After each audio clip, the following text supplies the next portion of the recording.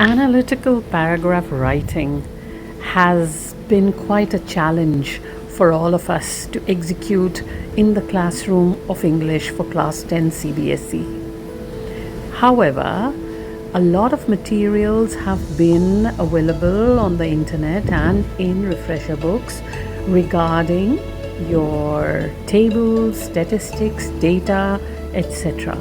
But what if the paper has just an option of verbal cues? What if there is no data as an option? What if they are just maps, etc.? This is a conundrum that we as teachers need to address ASAP in the classroom.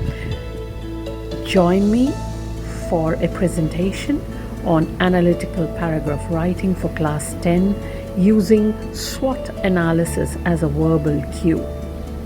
Join me to understand stepwise how to guide your students to write that paragraph of 120 words in the easiest way possible.